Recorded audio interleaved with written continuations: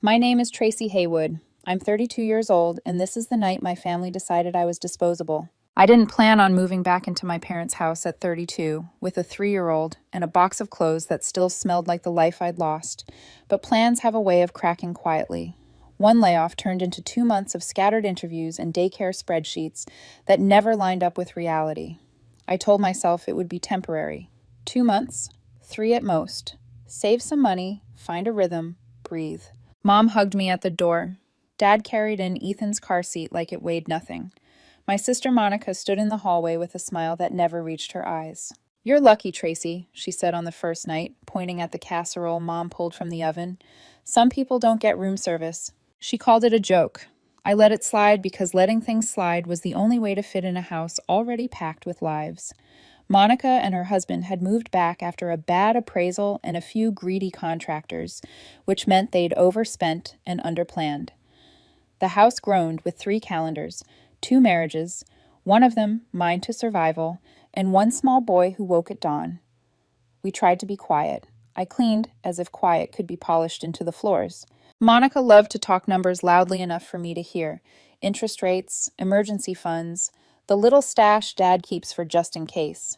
She'd say it lightly at dinner, tapping the rim of her glass. "Gotta have your rainy day envelope, right, Dad?" She liked watching Dad nod, like she'd handed him the idea. I learned to stare at my plate and count Ethan's peas. 6, then 4, after he hid 2 in his fist. The resentment didn't need words. It lived in the doorway when I came back from interviews, in the way Monica lowered her voice when I entered a room, in the tiny sighs that meant I'd taken up too much space. I told myself it would pass. I told myself to be useful. When Mom's back ached, I did the laundry. When Dad's truck needed washing, I went outside with a bucket and a prayer that competence could be a language they remembered. 2 months into temporary, the morning started ordinary. Pancakes. Burned edges for me. Perfect circles for Ethan. I took him to the park after breakfast so I wouldn't be underfoot, pushing him on the swing until my shoulders softened and his giggles cut the air like little bells. We came home before dinner, the sky folding into gray. The front door was half open, the house too quiet. Mom was in the kitchen, her hands around a mug like it needed warming. She didn't look up. Dad walked out of the hallway holding a thick envelope by the corner, careful as if it were evidence. His face was not angry. I would have known how to meet anger. This was something colder. "What's going on?" I shifted Ethan to my hip. He dropped his head on my shoulder, tired and sticky. Dad lifted the envelope. "You stole from us," he said. His voice was even. "Get out of my house." For a second, the sentence didn't land. It floated in the space between us, waiting for gravity. I laughed because mishearing felt safer than understanding. "What?" Monica stepped into the doorway, arms crossed, mouth soft with sympathy that didn't touch her eyes. "I was looking for my hairbrush," she said, careful, theatrical. "In your dresser. I didn't mean to invade your privacy, Tracy, but I found Dad's emergency cash. All of it." She tilted her head at the envelope. Over 10,000. She almost smiled, and I realized I'd never learned what her smiles meant. My mouth was dry. "That isn't mine. I didn't touch it." Dad didn't ask a single question. He turned, walked into the spare room that had been ours, and came back with a black trash bag. He moved through our lives like they were items on a list. Ethan's dinosaur, my work shoes, the baby monitor I sometimes pretended still needed plugging in. He dumped them in the bag. The plastic crackled like a laugh in a quiet theater. "Dad," I said, "check the cameras. Do fingerprints. I'll go with you to the bank. I didn't—" "You always were the clever one," Monica murmured, voice pitched for Dad to hear. "Asking for time so you can do something with the money. It's classic." Mom still hadn't spoken. Her silence was a hand around my throat. I reached for her anyway. "Mom?" She blinked at her cup. "I can't do this right now." Something inside me tilted. I remembered the night before, when Monica had asked at dinner, light as foam, "So, how much is emergency money these days? 5? 10? Dad had laughed. Mom had told her to mind her business. Monica had smiled, filing away whatever she came for. "I didn't steal your money," I said to Dad. "I swear on Ethan's life." Dad's stare didn't flicker. "Get out," he said. Ethan began to cry because he understood tone even if he didn't know the script. I packed what I could, while Dad watched like a guard. The trash bag split when I lifted it. Ethan's stuffed bear fell out and rolled under the table. I didn't pick it up because my hands had turned to weather. At the door, Monica leaned her shoulder against the frame. "Good luck surviving, loser," she said softly, so only I could hear.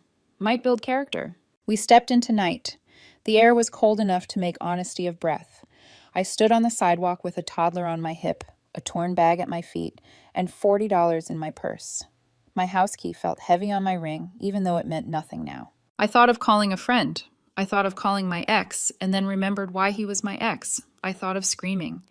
Instead, I walked to the bus stop and sat on the metal bench while Ethan rubbed his eyes against my shoulder. The bus came slow, then slower. By the time it sighed open, my arms had gone numb. In the flickering window, I saw myself, a woman who had not been believed by the people who taught her what belief was supposed to look like. The word thief floated over my reflection like a subtitle somebody else had chosen. I kissed Ethan's hair and pretended it steadied me. At the last stop, the driver cleared his throat politely. "End of the line. End of the line." It felt on the nose and unnecessarily accurate. I stood under a streetlight and tasted the hollow place where anger should have been. Anger is fuel. This was something colder, quieter, a kind of frost. There is a number you memorize because it belongs to family, and then there is a number you memorize because it belongs to rescue. Uncle Rick's number had always been both. He answered on the second ring. "Tracy?" The word broke me. I didn't have to explain the whole story in order. The words fell out, a handful of jagged pieces. Monica, envelope, Dad's voice like a locked door, Ethan's bear under the table. I heard my own breath hitch and hated it. "Come stay with me," he said, like he was offering a glass of water. No questions, no lecture about pride, just a place. He texted the gate code and an address that looked, on the screen, like a different life. We took 2 buses and a walk through a neighborhood where the driveways were wide and the hedges knew their place. The house at the end of the cul-de-sac glowed warm and quiet. The porch light made a neat square on the stone like a promise. Uncle Rick opened the door, saw Ethan's drooping head on my shoulder, and didn't ask anything at all. He reached out his arms. "Give me the boy. You're safe now." Safe. The word loosened something behind my ribs. I didn't cry out loud. The crying happened inside, a rain I didn't have to hide from anybody. He took the torn bag from my hand like it weighed nothing and set it down like it contained something worth keeping. He led us to the guest room with the soft blue lamp and the bed that looked like a decision. "Sleep," he said. "Everything else can wait." I wanted to say thank you. I wanted to say I didn't do it. I wanted to say 1,000 things I couldn't afford. Instead, I tucked Ethan in and watched his mouth slacken, his lashes touch his cheeks. Children are proof that the world has not given up on softness. In the quiet, a thought came like a bird landing. If Monica wanted me gone, she'd pick the most efficient way. Not an argument that could be forgiven, not a mistake that could be corrected, an accusation that peeled me out of the family like old paint. She hadn't just aimed at me, she aimed at where I lived. Down the hall, I heard Rick in his office, his voice low. A door of sleep opened. I leaned through it and let it close behind me. Morning smelled like coffee and pancakes. Ethan spilled syrup and Rick didn't even blink. When I finished telling him everything, the little digs, the envelope, the way Dad didn't ask a single question, he rubbed his chin thoughtfully, eyes not unkind. "I've had a bad feeling about Monica's neatness around money since she was 17, he said. "Your parents have been loose with the business accounts, little withdrawals that don't line up. It's time for some light." He made a call while I stared at the steam rising from my cup. I didn't catch every word, but the shape of the conversation was a key turning. Freeze access. Suspend distributions. Start an audit. He hung up and met my eyes. "You don't have to prove anything, Tracy. Truth is a patient hammer. It lands when it's ready." I wanted to ask what that meant. Instead, I nodded because my voice didn't trust me yet. For the first time in months, afternoon came without dread attached. Ethan chased light across the garden.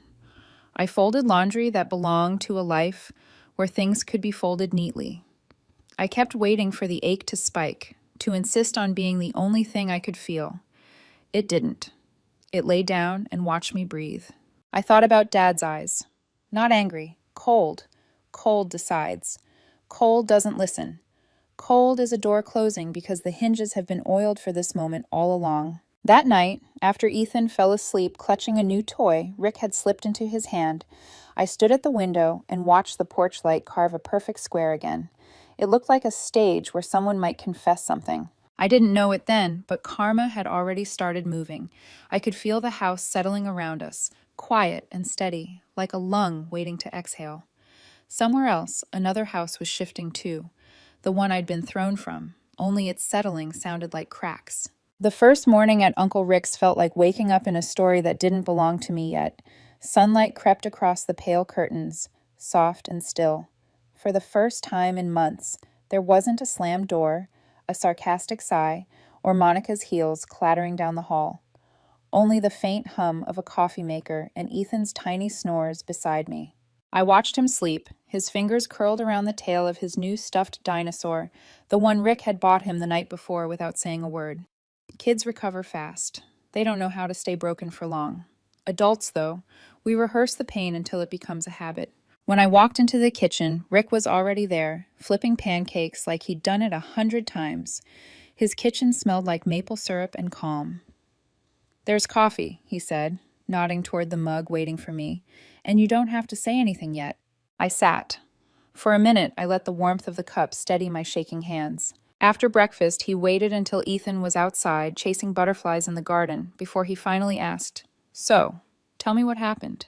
I started from the beginning, how I'd lost my job, moved back home, Monica's constant jabs, the tension that never seemed to leave the air. Then the envelope, the accusation. The way Dad's voice had turned into something sharp enough to cut me out of the family with one sentence. I told him everything. Rick listened, like someone who'd already guessed the ending, but wanted to hear how the main character would tell it. When I finished, he leaned back, rubbed his chin, and said something that made my stomach drop. "I've been waiting for this." "What do you mean?" I asked. He didn't answer right away. He stood, walked to the window, and watched Ethan running across the grass, the sunlight catching in his hair. "Your sister's always been careful," he said finally. "Careful about what she says, what she shows, but not careful enough." He turned back to me.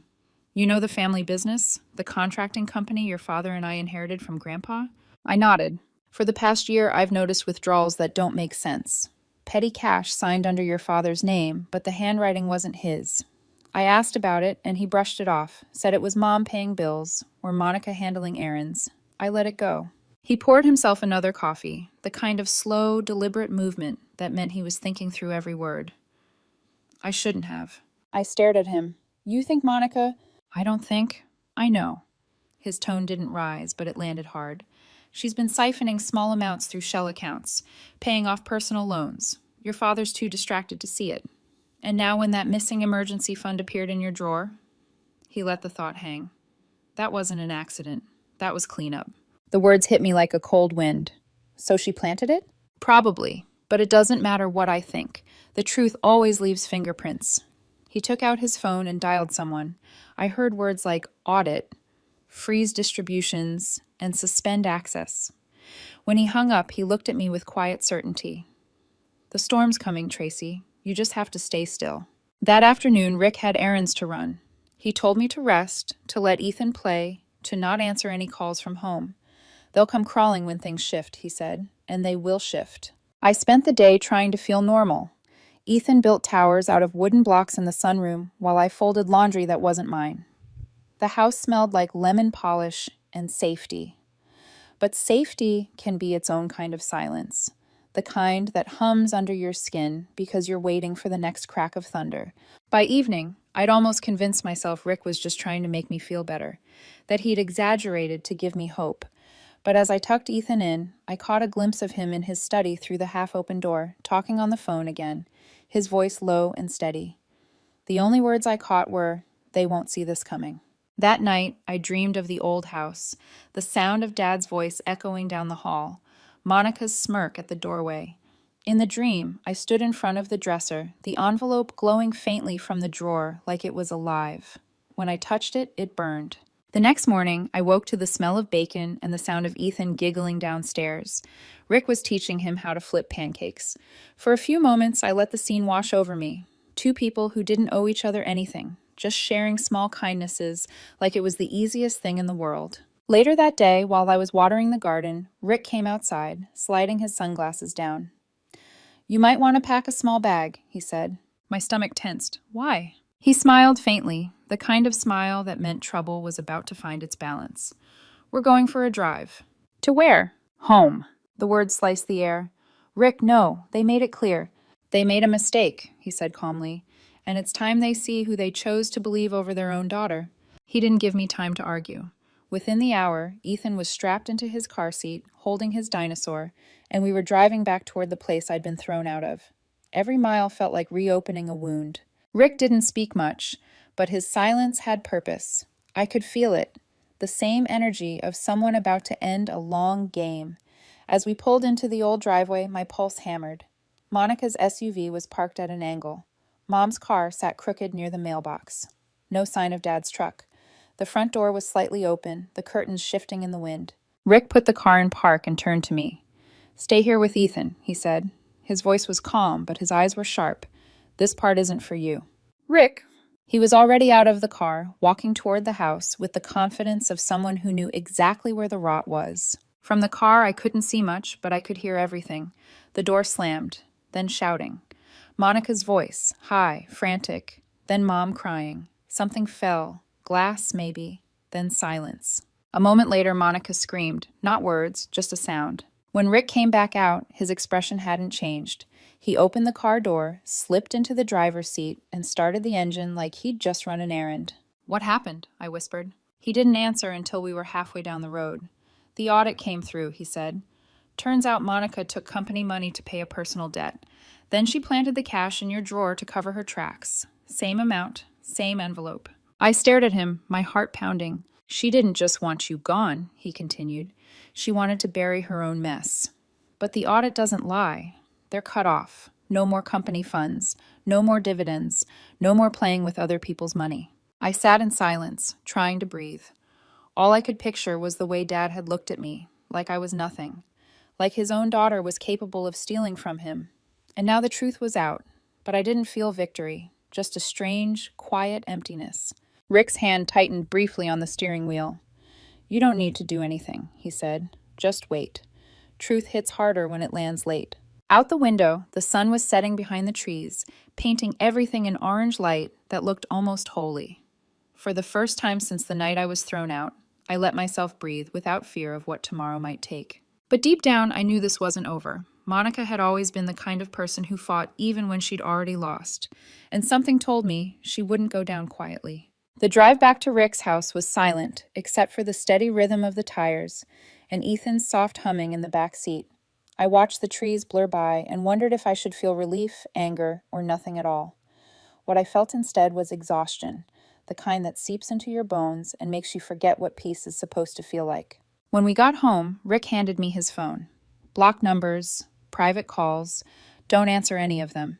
If they need you, they know where to find you. I nodded, but curiosity gnawed at me. "What happened after you went inside?" He took off his sunglasses and placed them carefully on the table. "They were shocked. Your mom tried to defend Monica at first, but the numbers don't lie. Every cent she stole was documented. She used company funds to pay off her personal credit cards and a home renovation deposit. I had the accountant on speakerphone." I blinked. "And Dad?" Rick exhaled slowly. He didn't say much. When I told him the funds were frozen, he looked at Monica and said, "What have you done?" Then she lost it. Said it wasn't fair, said she deserved more after all the work she'd done for the family. I sank into the couch. She never worked a day in the company. Rick gave a quiet laugh, humorless, sharp. That didn't stop her from convincing herself she did.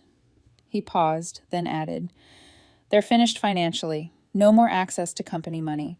I've locked every account that isn't personally theirs. They'll have to live on what they actually earn now." It should have felt like justice. Instead, I just felt tired. "I don't want to see any of them," I whispered. Rick nodded. "You won't have to. Let them make the first move." For the next 2 days, I tried to focus on small things. I cooked breakfast, watered the garden, and took Ethan on long walks down the quiet street. Every time I passed a reflection, in a window, a car mirror, even the kettle, I barely recognized myself. The woman looking back at me was someone who'd been burned, but who somehow hadn't turned to ash. Still, I couldn't stop wondering how Monica was reacting. I imagined her pacing through that oversized house, blaming everyone but herself. I could see it, her scrolling through her phone, searching for someone to manipulate. By the third night, Rick came home later than usual. His shirt sleeves were rolled up, his tie loosened. He tossed his keys onto the counter. "It's unraveling faster than I thought," he said. "What is?" "The facade," he replied simply. "The contractors working on your parents' house walked off the job. Monica's credit cards are maxed out, her husband's loan got denied, and the pool she bragged about online? Payment didn't clear." I stared at him wide-eyed. "So it's all collapsing?" He smiled faintly, piece by piece. That night, as Ethan slept, I scrolled through social media. Monica's page, once filled with bright selfies, home renovation updates, and captions about family loyalty, had gone quiet. No posts for 3 days, no comments, no curated happiness, just silence. But silence from her never lasted. The next morning, my phone buzzed nonstop. 15 missed calls, all from my mother. One message blinked at the top. "Please, Tracy, can we talk?" Rick glanced at it and shook his head. "Don't reply. I just want to know what she wants. She wants relief. And right now, you're the only person who can give it. Don't." He was right. I turned the phone face down and watched Ethan play with his blocks on the floor, stacking them carefully, only to knock them down and start again. The rhythm of destruction and rebuilding. Maybe that's what life really is. By evening, the calls stopped. The quiet that followed felt heavier than the noise had been. That same night, Rick came into the living room holding a thin folder. "I think it's time you see this." Inside were printed sheets, numbers, transfers, dates, all showing withdrawals labeled as miscellaneous office expenses. The totals added up to more than $40,000. "Monica's name doesn't appear," I said. Rick nodded. "That's what makes it clever. She funneled it through an alias, but..." He flipped to the last page. "She used the same fake vendor name that showed up on her husband's side business filings last month." I blinked. "So there's proof?" He smiled. "There's more than proof." He reached into a drawer and pulled out a small USB drive. "I didn't tell you this before," he said, "but last year, when a family heirloom went missing, I installed a discreet security camera in the hallway by the bedrooms. I forgot it was even there, until now." He plugged the drive into his laptop and a grainy video appeared. The timestamp matched the night before I was accused. The image showed Monica walking down the hall, glancing both ways before stepping into my room. In her hand was the same envelope Dad had held. She opened my drawer, slipped it inside, and left. My breath caught. She really did it. Rick paused the video on her face. The look in her eyes wasn't guilt. It was calculation. "She didn't just want you out," Rick said softly. "She wanted to erase you." My voice trembled. "What are you going to do with this?" He leaned back. "That depends on you. I could send it to your parents right now, or we wait. Let her panic first. Sometimes silence is the best punishment." I thought about it for a long time. The image of her planting that envelope burned behind my eyes.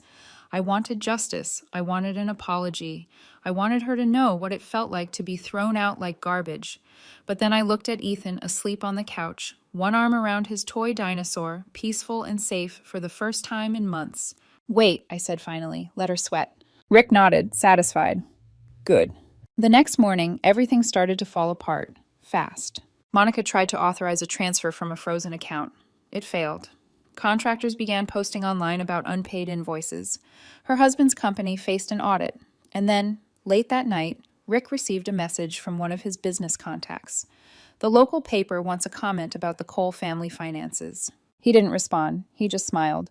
The truth's growing legs. I wasn't ready for what came next. At midnight, my phone lit up again. Monica calling. 6 times in a row. Then a voicemail from her husband. "Family should stick together. Things got out of hand. Let's talk before it's too late." Too late, I thought. Way too late. I didn't respond. I didn't need to. The truth was already speaking for me, louder than any revenge ever could. That night, Rick made dinner, pasta and garlic bread. We didn't mention the chaos outside our walls. He just asked Ethan, "How many dinosaurs do you know now?" and listened while my son counted with proud little giggles. For the first time, I realized that peace isn't quiet because there's nothing left. It's quiet because you finally stopped fighting for what was never yours to begin with. But deep down, I knew Monica wasn't done. She never stayed silent this long. And whatever she was planning next, it wouldn't be pretty. By Thursday morning, the quiet felt wrong.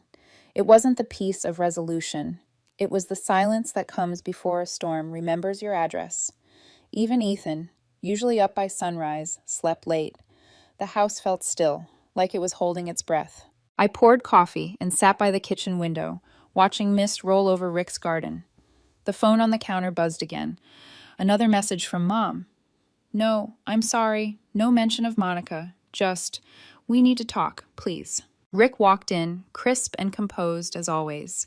He glanced at my phone, then at me. She'll keep trying until guilt feels like courage, he said. I set the phone down. I'm tired of waiting for them to remember I exist. He nodded. Then maybe it's time they see themselves for who they are. A few hours later, Rick came back from his office holding a thick envelope. I've been thinking, he said, sliding it across the table. You deserve to know everything. Inside were printed pages, audit reports, screenshots, statements, proof of everything Monica had done. But there was more. He reached into his jacket and placed a small photo still on the table, the paused frame from the security footage. Monica, frozen mid-step, slipping the envelope into my drawer. Do you want me to send this to them? He asked. I stared at the picture. For months, I had carried the weight of being the family disappointment, the thief, the burden, the failure, and here was the truth in black and white. Part of me wanted to blast it everywhere, post it, send it to every relative who'd ever believed Monica's perfect act nonsense. But another part of me, the part that had cried quietly on Rick's doorstep, didn't want any more noise. No, I said softly, let her sweat. Rick smiled faintly. Exactly what I hoped you'd say. The next few days were a slow unraveling. First, Dad's credit card got declined at a local hardware store. Then, word spread that the family company had been locked from new bids pending a review. The contractors at my parents' renovation stopped showing up. The half-finished pool Monica bragged about on social media turned into a muddy pit. Every time I opened my phone, there was another ripple, another small reminder that karma had better aim than I ever could. By Sunday, the silence broke. The doorbell rang just past noon. Rick looked up from his laptop. Don't answer it.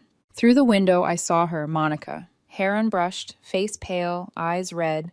Her perfect composure was gone. She pressed the bell again. Tracy, please. I didn't move. Rick opened the door himself. Monica's voice cracked the moment she saw him. You ruined everything. He didn't even flinch. No, Monica, you did that yourself. She pushed past him and turned to me. I didn't know it would go this far. I stood in the doorway between the kitchen and living room, arms crossed. You didn't know Dad would throw me out? Her eyes glistened. I just wanted you gone, Tracy. You show up and suddenly Mom and Dad are cooking for you, helping you, acting like you're the victim again. I was tired of it, tired of being the backup daughter. Her words came out like fire, uncontrolled and bitter. Do you have any idea what it's like to watch you fail and still get sympathy? I worked for everything I had, and you stole for it, Rick interrupted, his tone calm, cutting. She turned on him. You think you're so righteous, sitting up here with your money and your rules. You've always judged me. Rick didn't raise his voice. He just placed the printed still frame from the footage on the table between them. Monica froze. Her eyes flicked to the photo, her face, her hand, the envelope. You had this the whole time? She whispered. Rick nodded. We waited, not for revenge, for you to reveal yourself. The air went still. Ethan's laughter from the backyard drifted faintly through the glass door, bright and innocent, a cruel contrast to the wreckage in the room. Monica sank into the chair, shoulders shaking. I'm sorry, she muttered. I didn't think it would ruin everything. It didn't, I said quietly. You did. She looked up at me with tearful eyes, searching for a way back to the version of herself that people forgave. What do you want from me, Tracy? I shook my head. Nothing. Not your apology, not your money, not your excuses. You didn't just frame me. You made me question my worth. But I found it again, and it's not something you can take. Rick's phone buzzed. He glanced at the screen and sighed. That would be your mother. She says your father's been blaming everyone else. She also says the audit findings are spreading among the shareholders. Monica pressed her palms against her eyes. It's all falling apart. Rick folded the paper back into the envelope and said evenly, That's what happens when you build your life on lies. She stood shaky and small. You win, she whispered. I looked her in the eye. There was never a game, Monica, just consequences. She opened her mouth like she might argue, or maybe beg, but no sound came. Then she turned and walked out the door without another word. When the gate clicked shut, Rick exhaled. And there it is, the confession. I sank into the couch, my hands trembling. So what now? He shrugged. Now she learns what life looks like without your family name to hide behind. And you, he smiled softly, you start over. That night, I tucked Ethan into bed and watched him drift to sleep. I felt something shift inside me. Not vengeance, not satisfaction, but release. For the first time in months, I didn't feel like the woman who'd been thrown out. I felt like the woman who'd walked away. But peace doesn't stay quiet for long. The next evening, Mom called Rick. Her voice cracked through the speaker. She hasn't spoken to anyone. Your father's furious. The board's asking questions. Please, can we all meet for dinner? Just once, as a family. Rick covered the phone's mic and looked at me. You don't have to go. I hesitated, my pulse steady but heavy. No, I said finally. I do. But this time, it'll be on my terms. The invitation came folded inside a plain white envelope. No return address, just my name in Mom's handwriting. Inside was a note written in the soft, pleading tone I knew too well. Please, Tracy, dinner, tomorrow night, just us. We need to talk. I stared at the letter for a long time, not out of curiosity, but disbelief. After everything, they still wanted to pretend this was just a talk. Rick read it once and handed it back. You don't owe them anything, he said. I know, I replied, but I owe myself closure. He gave a slow nod. Then go. But don't walk in looking for an apology. Walk in knowing who you are. The next evening, I dressed simply. Dark jeans, a cream sweater, nothing that said, I'm trying. Rick offered to come, but I told him to stay with Ethan. This one's mine, I said. Driving back to the old house felt surreal. The closer I got, the smaller everything looked. The trees, the porch, even the windows. It wasn't the same home I left. It was a hollow replica. The renovation Monica had started was frozen mid-dream. Half-painted walls, a pile of unused tiles by the steps, the fancy new pool she'd bragged about had turned into a crater filled with rainwater and rotting leaves. I took a deep breath and knocked. Mom opened the door. She looked older, eyes red, makeup uneven. Tracy, she whispered, as though the name itself might shatter something fragile. Inside, the dining table was set like a stage. Dad sat at the head, jaw tight. Monica was beside him, hair pulled back, face pale. Her husband sat stiffly, pretending to belong. Aunt Sheila, Dad's sister, was there too, eyes darting between everyone, like she'd walked into a funeral no one wanted to admit was happening. No one spoke as I sat down. The silence was thick enough to taste. Finally, Mom cleared her throat. Thank you for coming. I owe you an apology. Her hands shook slightly as she folded her napkin. We believed the wrong person. I let pride and fear blind me. I'm so sorry, Tracy. Her voice cracked on my name. I looked at her, really looked, and saw not the woman who had turned away in the kitchen that night, but someone smaller, broken by her own choices. Before I could respond, Monica stood. She didn't look at me, just at her hands on the table. It was me, she said quietly. I took the money. I planted it. I lied. The words hung in the air, raw and real. Aunt Sheila's eyes widened.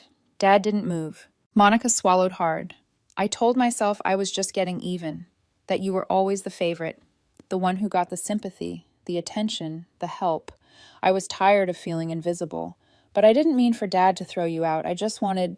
She trailed off, her voice trembling. I don't even know what I wanted anymore. The silence that followed was almost merciful. Aunt Sheila finally broke it. And now? She asked softly. Monica's shoulders sank. Now everything's gone. The company money, the house, my husband's job. It's all falling apart, and I know I deserve it. Dad leaned forward, rubbing his temples. I don't know how to fix any of this, he muttered. Then, after a pause, he looked at me. But I want you to come home, Tracy. Let's start over. The words should have meant something. They didn't. I met his eyes, calm and steady. Home? I repeated. You threw me out into the street with my child, Dad. You believed a lie because it was easier than facing the truth. There's no starting over. There's moving on, and I already have. Mom started crying. We just want our family back. I sighed softly. Family isn't a word you can rebuild with apologies. It's what you protect when it matters. And when it mattered, none of you protected me. Monica's lip trembled. Can you ever forgive me? I hesitated. Forgiveness isn't forgetting, Monica. It's deciding that your mistakes won't control me anymore. But no, I can't forget, and I'm not coming back. Dad pushed back his chair, frustration flickering across his face. We're still your parents. I know, I said, but that doesn't mean I owe you my peace. I stood. The chair's legs scraped against the tile, echoing in the unfinished room. Thank you for dinner, I said simply. I hope you find what you're looking for. No one tried to stop me. As I walked towards the door, Mom whispered, Tracy, please. But her voice broke before my name could finish. Outside, the night air felt clean, honest. I looked back once. Through the dining room window, I saw them sitting there, still frozen in that heavy silence, like a photograph of regret. When I reached the car, I finally exhaled. For the first time, I realized they needed me more than I ever needed them. When I got home, Ethan was already asleep in Rick's arms on the couch. Rick looked up as I entered. How was dinner? I smiled faintly. Quiet. The kind of quiet that comes after the storm's already passed. He nodded once. Then it's over. Almost, I said. Because forgiveness is one thing, but freedom is earned. The morning after the dinner felt different. Lighter, quieter, and impossibly still. The storm that had lived inside my chest for months had finally burned itself out. When I stepped into the kitchen, sunlight streamed through the windows, spilling across the countertops like a quiet promise. Rick was already there, coffee in hand, reading the paper. He didn't ask how I slept. He just looked up and said, You look done fighting. I am, I said and meant it. Ethan came running in a moment later, still in his pajamas, waving a crayon drawing. Mommy, it's our new house. He'd drawn a little cottage with big windows, a blue sky, and a garden full of scribbled flowers. There were 2 stick figures, me and him, holding hands in front of it, and above us, in bold toddler letters, he'd written, Home. Rick smiled when he saw it. That's actually not far off, he said, sliding a folder across the counter. I've been meaning to give you this. Inside was a lease agreement for his guest house. 2 bedrooms, a small kitchen, sunlight through skylights, and a fenced garden perfect for Ethan. Rent-free for 1 year. I can't accept this, I said immediately. Yes, you can, Rick replied, because I've seen you survive on scraps, Tracy. You deserve space to breathe, to build something that's yours. I felt tears prick at the corners of my eyes. Not the broken kind, the grateful kind that comes when someone sees your worth without you having to prove it. 3 weeks later, Ethan and I moved into the guest house. It wasn't big, but it was bright, alive, and ours. We painted the walls soft yellow and bought a second-hand couch that squeaked when you sat down too fast. Every morning, sunlight spilled across the floorboards, and Ethan's laughter filled the air like music. I started working remotely. A small design contract that grew into something steady. The routine became simple but peaceful. Breakfast together, work calls, afternoon walks, bedtime stories. Every small moment was a quiet act of rebuilding. Sometimes, after Ethan fell asleep, I'd sit by the window and think about the house I'd left behind, the one where my name had been turned into an accusation. I heard through a mutual friend that the renovations had stopped completely. The contractors refused to return. My parents were struggling with bills, too proud to ask for help. Monica and her husband had separated. She'd moved back into a small apartment near downtown, her social media gone dark. And me? I didn't feel revenge, just distance, the kind that protects you, not punishes them. One Sunday, Rick knocked on my door with a soft smile and a box of pastries. You've done it, he said. Done what? Stopped surviving, started living.